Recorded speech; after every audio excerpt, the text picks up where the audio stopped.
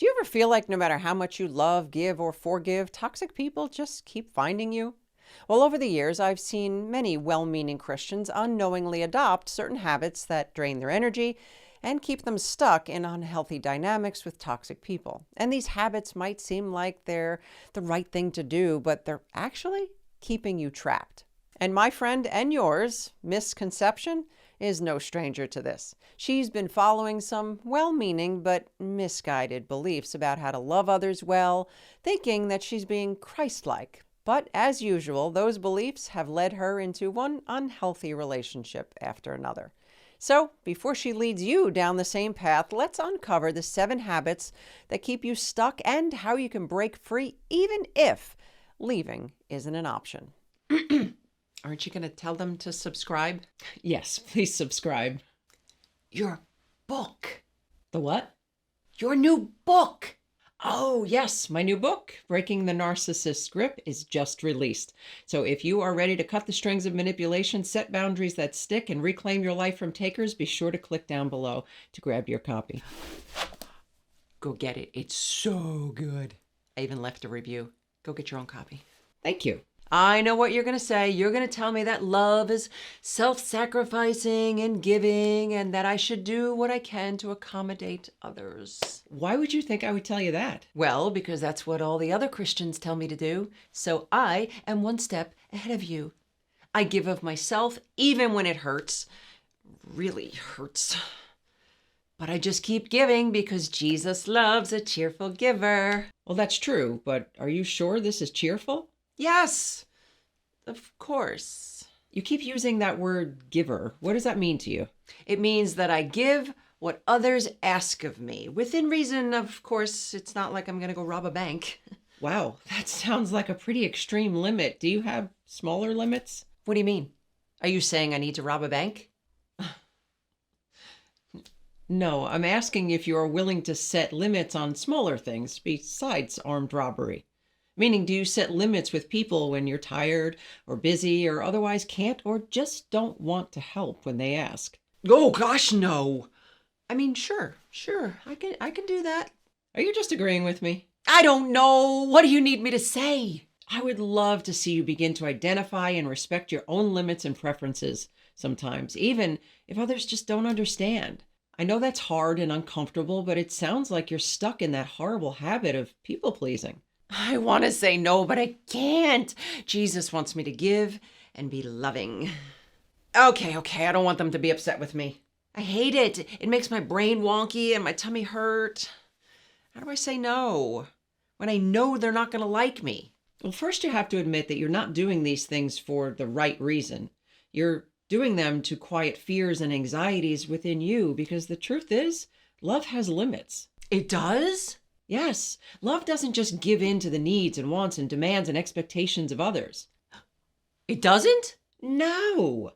Love gives, but it doesn't enable. Love is self-sacrificing, but it's not self-abandoning. God didn't call you to set yourself on fire to keep someone else warm. You have worth, you have value, all on your own. And it's not found in how well you cater to the toxic expectations of others. Phew! Oh gosh, that's a relief. In fact, your people-pleasing is the perfect doorway for Satan to send toxic takers into your life to dominate all your time, drain all your energy, and distract you from God's purpose. I am tired, but I don't want to fall for it anymore. But how do I deal with these terrible tummy aches I get when they get upset with me? It sounds like you're struggling with approval addiction. A hoovel what? Approval addiction. It's where your worth is based upon what others think of you. Let me guess, you always need their validation. No. Okay, yes, don't be upset with me. I'm not upset, but you would do well to learn how to better deal with how you feel when others are upset with you, or even when they're not upset, but just not making you feel accepted and worthy. But I was told to only go where I'm welcome. Well, that's a good general concept to live by. Even Jesus didn't hang out with disinterested or disingenuine people. He also didn't spend his time searching for the approval of others. In fact, there was only one person whose approval he sought, and it's the same single person that we should seek. God! I'm nailing this quiz. It's not a test, but you're right. When you're solid in your identity in Christ and seek only the approval of God, man's approval becomes far less important. And it may help you to remember Galatians 1:10. And it says, "For now am I trying to seek the approval of man or of God? Or am I trying to please man? If I were still trying to please man, I would not be a servant of Christ." Satan would be more than happy to trap you in the toxic thinking that you're incomplete without the approval of others. Oh, there's that sneaky little devil again.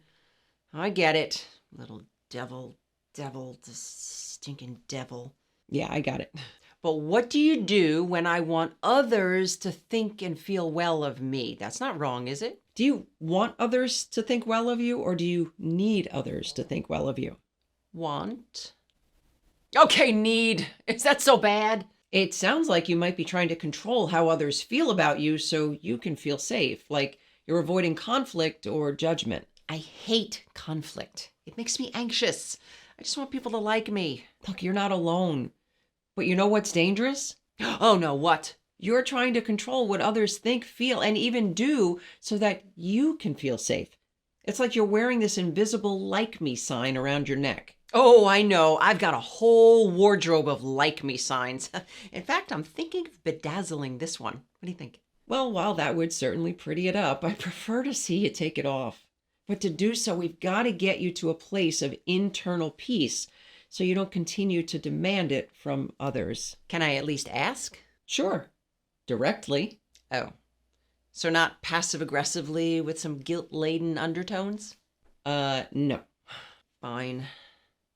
Okay, so if I stop trying to control how others think and feel, they'll change? Oh no, stopping that won't magically change them. That's the hard truth.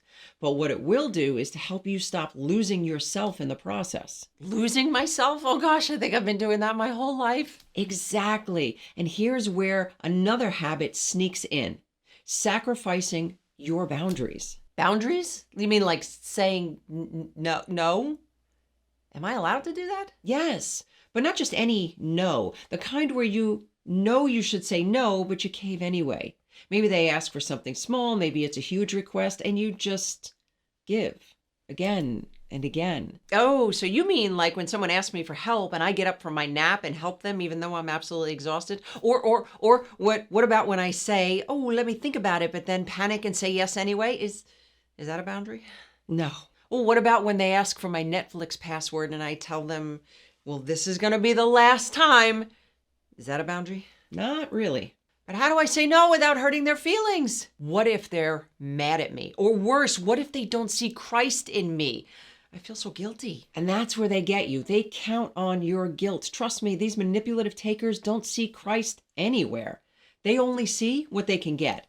They're not impressed by your giving. They're only interested in what they can take from you. So yes, when you start to say no, they're going to be upset. But that's not all a bad thing. It's not because you did anything wrong. It's because their wrong is being exposed. Ooh, exposed is good. But you haven't answered me. What do I do when they get mad? Or worse, when they ignore me? Look, I get it. Their big emotions can be scary if you don't know how to deal with them. But let me ask you, whose feelings are you actually responsible for? Mine? Theirs? Mine? I don't know. It's yours. Your peace, your energy, your time, those are yours, not theirs. And when you sacrifice your boundaries for others, you might think you're being loving, but more often, you're just being used. Used? Oh, I think my tummy just did a flip. Well, that flip can be your inner warning system. It's saying, hey, stop and check to see if you're operating out of guilt or love. So when someone asks me for something I don't want to do, I can actually say no? And that won't be unloving? Are you sure? You can. And here's the best part. You don't have to apologize for it. You don't have to justify it, negotiate it, or even over-explain it. You just say no. Wow, that feels naughty. That's the habit talking.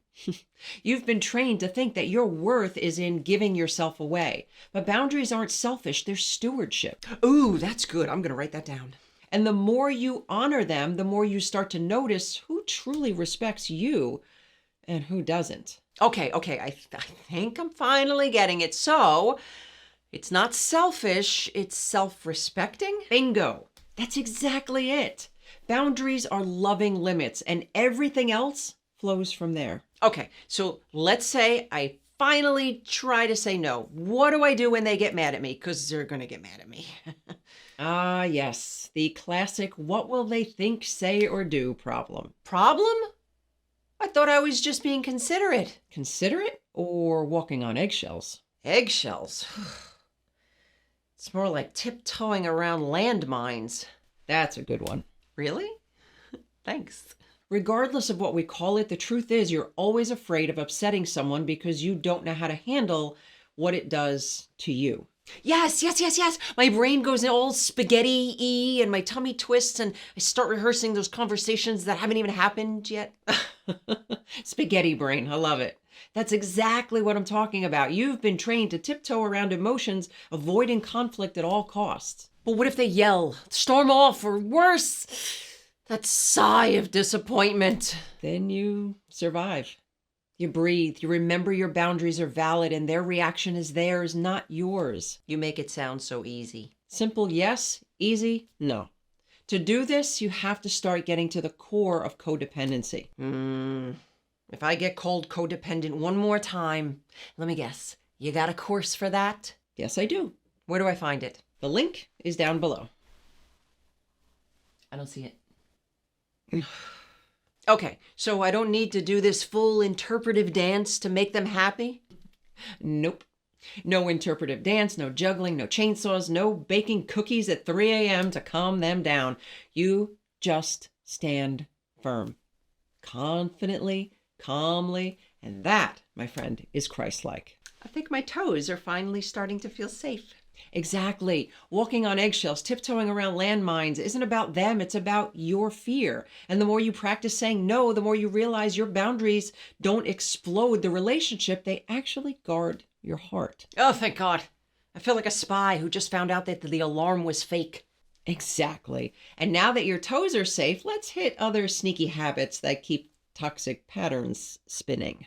Ooh, like what? Over apologizing for starters, saying sorry for things that aren't your fault, like sorry I exist, sorry I have opinions, sorry I have Netflix. Guilty. Very guilty. And how about ignoring red flags? That little voice whispering, something's off here. And you go, nah, it's probably fine. Probably just my spaghetti brain again. That's my specialty. How did you know that? Then there's rationalizing inappropriate behavior. Oh, they didn't text me back. Maybe they're busy saving the world. Or maybe they just don't care.